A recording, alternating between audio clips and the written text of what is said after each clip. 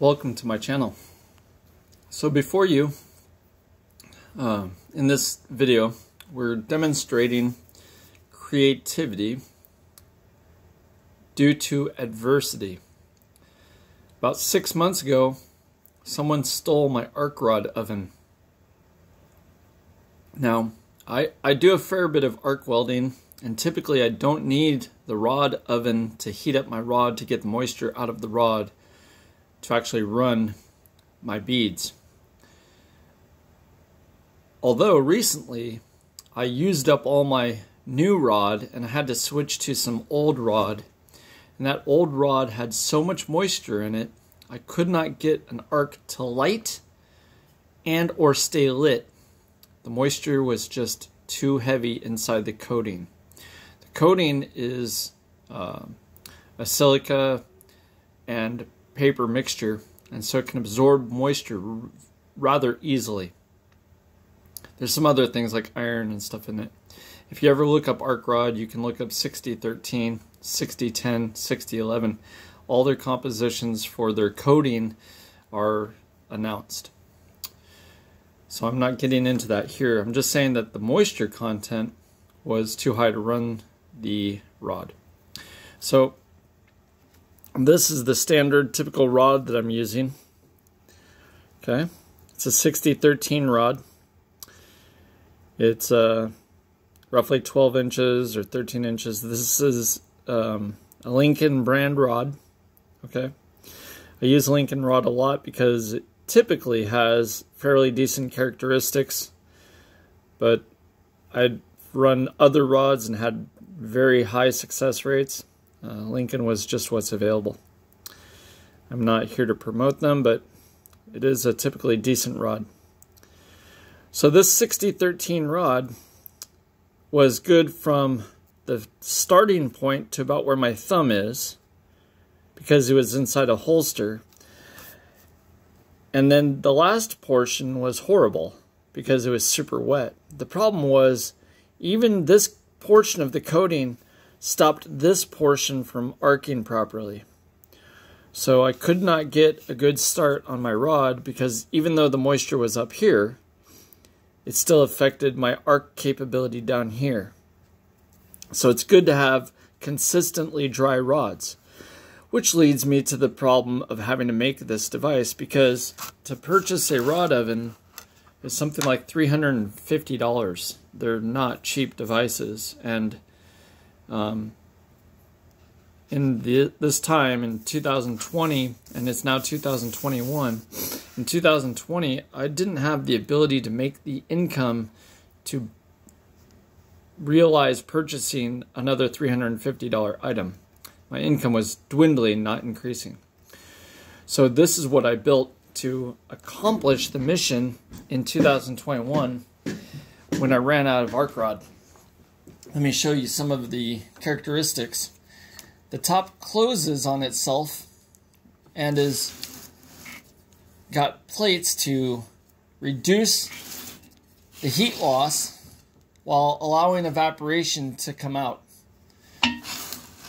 The welds at the bottom are not completely sealed, and that's to allow moisture to not collect.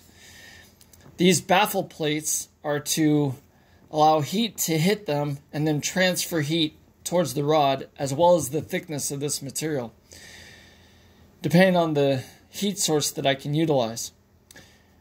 This material is the base core of the heat transfer, so this becomes a heat sink and transfers the heat into these two chambers, and these two chambers allow the heat to rise, passing through and out. In which case, once the heat is out, the heat transfers out of the tubes and the moisture goes along with the heat. When I ran this first test run with rod in it, there was so much moisture, it was dripping off of this. Completely saturated. So really good that I built this.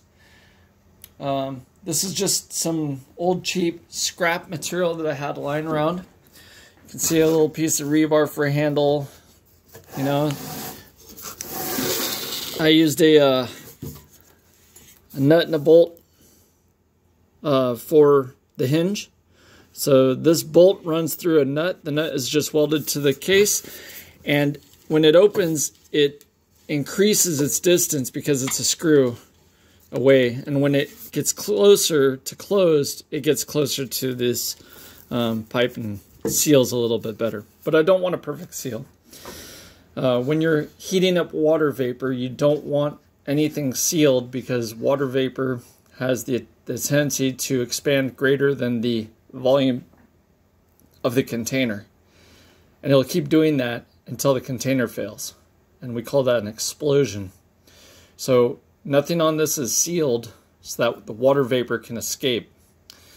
And that's really, really critical for people to understand. If I had sealed this and heated up the arc rod, I could actually cause an explosion. So not very likely, but nothing here is sealed. So to avoid that problem.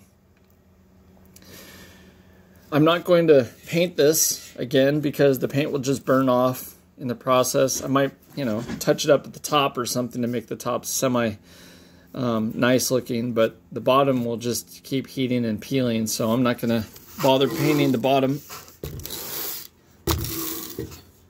But that's it. That's a arc rod oven made from scratch, all in a day. Works really good. I didn't have any problems with it. Heating this with a propane torch, like a little dragon flamethrower, was the trick. That was how I did it, but I could have done that with an induction coil, an electric induction coil, camper stove, or anything. As long as it's stable when the heat source is underneath it from falling over, not a problem. You can see that the arc rod is shorter. I don't know if you can see that. The arc rod is shorter than the container that it would sit in. And the arc rod, I cooked the arc rod down here a little bit when I heated up this zone with the propane torch. So I may put in something to keep the arc rod up about that high, so about right in there, about an inch off the deck. So that way I don't burn the arc rod too much. I noticed that happened in my rod oven too, oddly enough. The coating actually burned. So I have to be careful about the temperature range because we don't need a lot of temperature range. We just needed the moisture to evaporate off. For moisture to evaporate off, it only needs to hit like 100 degrees. You can do that in the sun in Texas. Not a problem. And you wouldn't need a heat source because the rod oven itself would become the heat source. So something to think about, but an inexpensive way to solve a problem. I'm coastal California, so we have a lot of humidity. I'm at sea level, so the humidity is always high. So rod ovens are quite necessary for coastal communities. The hotter the air gets, the more moisture the air can hold also. And so we like to typically keep our rods sealed away inside a building at a controlled temperature to keep the rod from gaining too much moisture, because the manufacturer of the rod, depending on the rod, and there are some moisture resistant rods out there, but typically the manufacturer indicates that if you need X-ray quality, inspection quality welds, your rod should be opened the day you use it. And you should use as much of your rod within 15 minutes as you can before you have to take the remainder of your rod, if it's been exposed to air for 15 minutes, and put it in a rod oven. So that's a typical baseline standard for moisture absorption of an arc rod. It's about 15 minutes before it will fail X-ray inspection. And that's not a long time when you're welding, because unless you're burning through rod like a pipe welder, where somebody else is doing all your prep and your pre and post cleanup, and you're just doing the welding and you're just burning through rods. 15 minutes is not a long time to burn through rods. You might get through, 3 or 4 rods before you have to actually stick the rest of your rod that wasn't sealed away in an arc rod oven. And again, arc rod ovens are kind of expensive, $350. A lot of guys use sealed containers, so they transfer their arc rod immediately to a sealed container, which is a good idea. It works. Works very well, actually. Yet, if you wanted to make sure that your rod welds to a code that's presented to you, or specifications that are presented to you, or you're going to be inspected because it's a structural welding position, you definitely want that arc rod oven. And if you don't have an arc rod oven, you're going to have to be either really fast with your welding, distribute your rod to a lot of welders, and have them be really fast, or you're going to have that arc rod oven or something that's similar that'll keep the moisture out of your arc rod. Like I said, there are moisture resistant rods, and they're not really that much more expensive than regular rod. It's just another coating that goes over the cellulose coating. But that's one more chemical you're burning.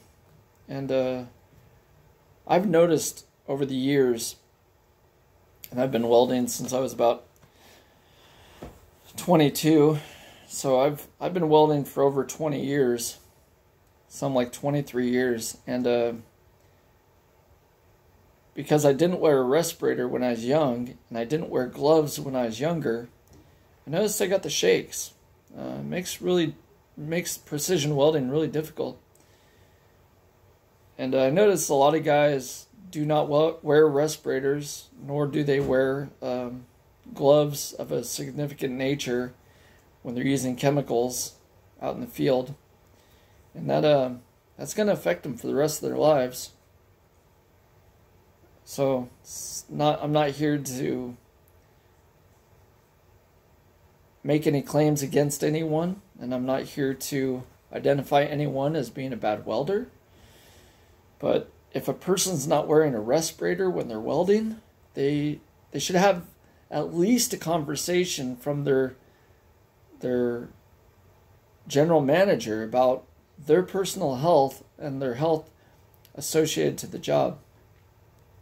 And if they're using chemicals like acetone, or paint thinner, or lacquer thinner, or other chemicals of that nature where they're cleaning off grease and oils and stuff and paint off their welding, they really should be wearing a glove that is suitable to not allow their skin to absorb the chemicals that cause the neurological damage that is warned about in the material safety data sheet, or the safety data sheet as it's now referred to.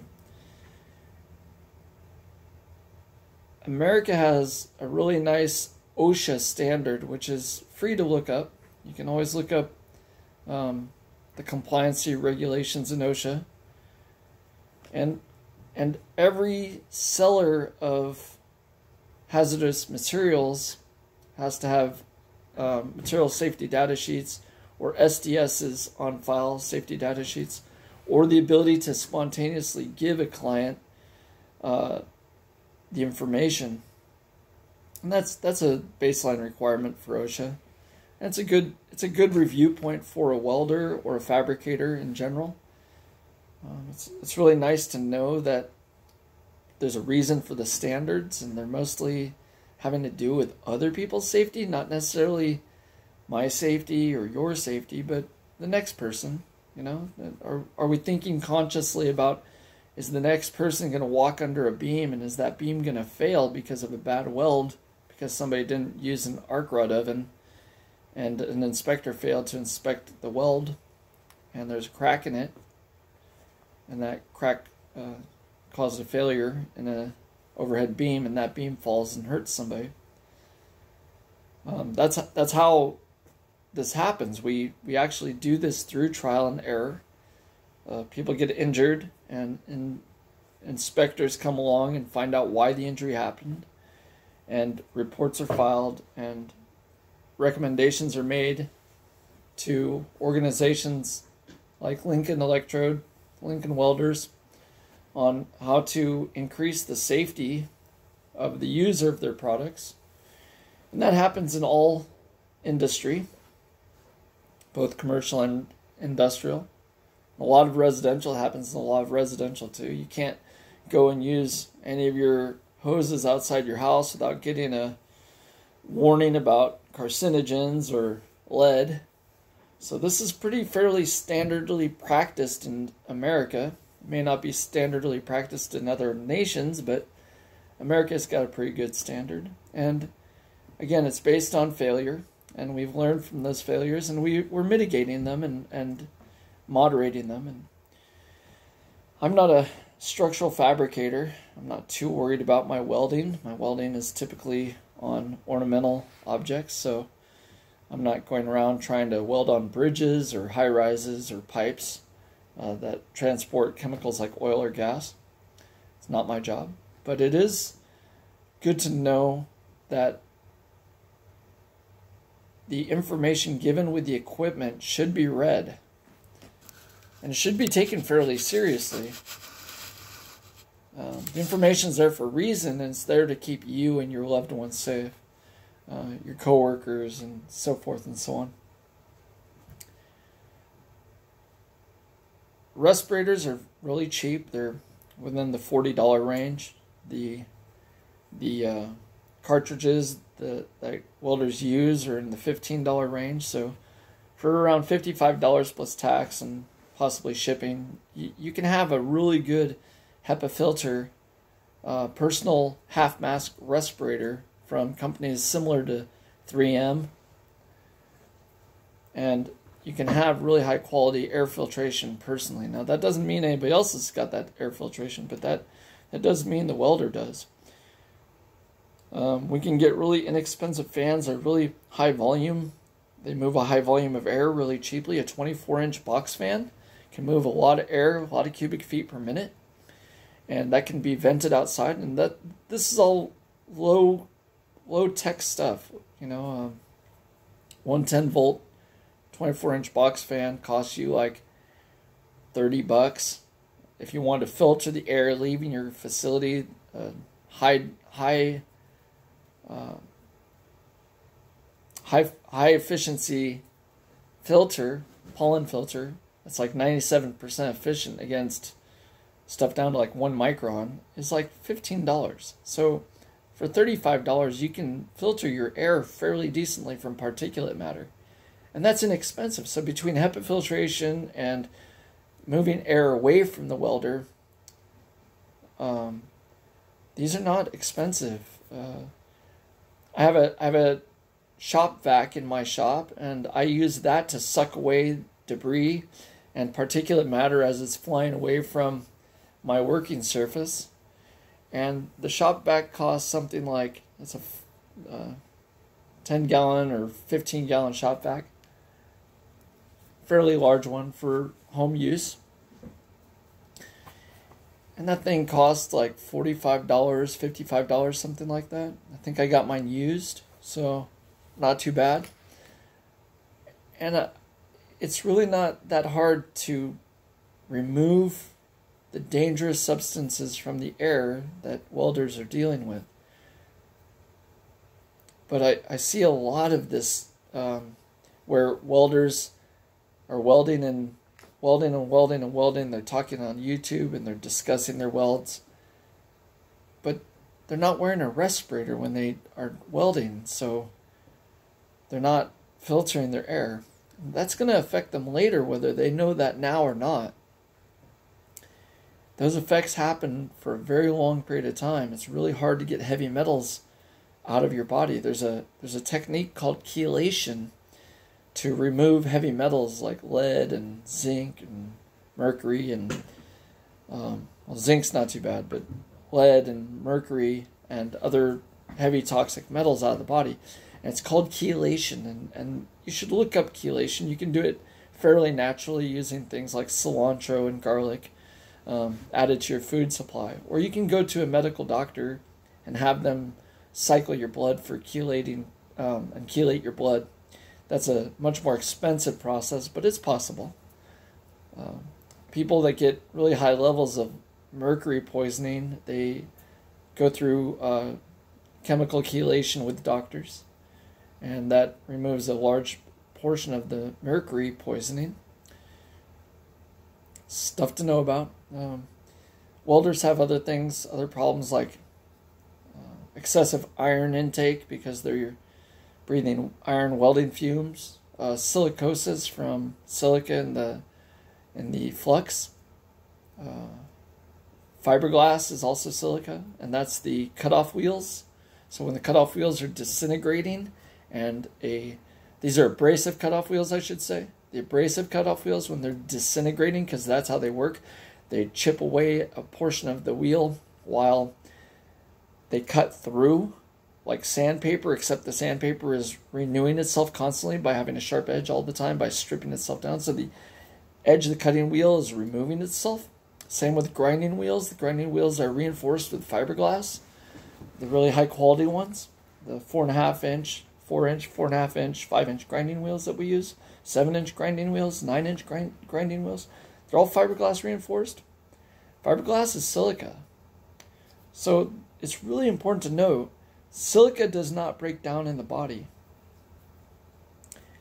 And for welders and fabricators that are not using respirators, those particles are so small you'd never be able to notice them. Every now and then you can look in a shaft of light across the room and you can see reflections of tiny little silver particles that are slightly long floating through the air.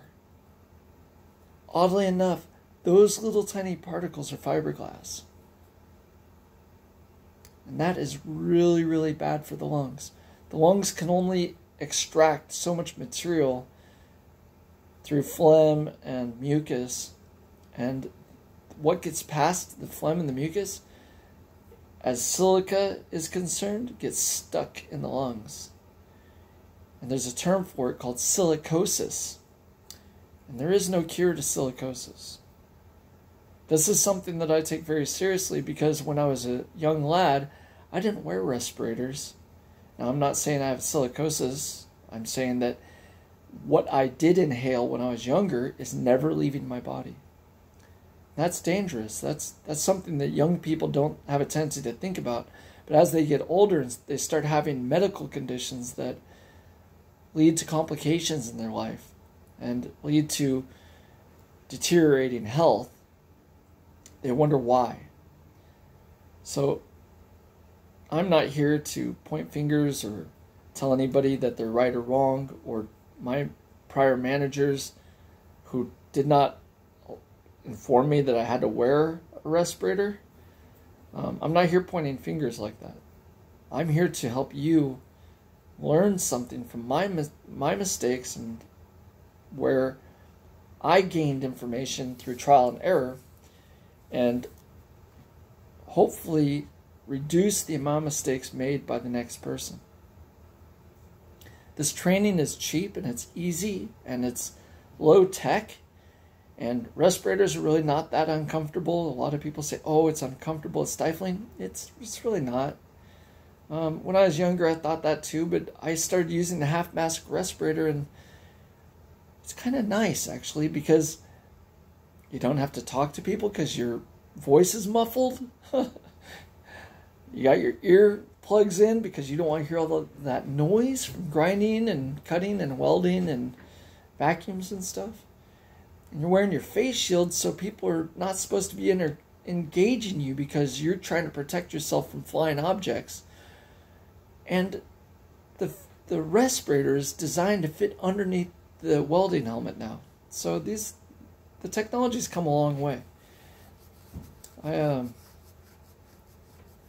But I do see people, really highly skilled individuals on YouTube, welding, grinding, sanding, without protection. Whether it's gloves, goggles, hearing protection, respirators, leathers, whether they're wearing stuff they're not supposed to wear, like polyester. We don't wear polyester as welders. We don't wear any plastics. We don't wear any jewelry. There's no earrings. There's no rings on our fingers. We remove all that stuff because any single thing that can overheat can cause damage to a person. Anything that can get caught in a rotating shaft or tool can become very dangerous to that individual. So as a welder, we tie back our hair. We shield our body with leather jackets and aprons, and we have properly fit gloves that we can throw off spontaneously, because if they're too small and the glove, when it heats up, it shrinks. That hurts a lot. I've burned a lot of gloves and they shrink really fast. And I'm so grateful that somebody taught me that I need to wear a glove that's one size too large for my hand so I can spontaneously throw it across the room instead of burning my hand. The glove is there as a sacrifice. So this is a bunch of good information that I'm trying to pass along, and it all starts with one simple little thing. My welding rod wasn't working and I had to build something. Now, that just means that I want other people to be better at what they're doing than I am. And I want them to make less mistakes. And I want them to be more profitable than I've been. So, that's the video for today. If you like what I'm talking about, hit the like button. If you're interested in seeing more of my videos or hearing more of the discussions I have to put out there, go ahead and subscribe. Let your friends know if they're interested in such things. I'm not here to tell you what to do. I'm just here to show you what I'm doing. Have a great day.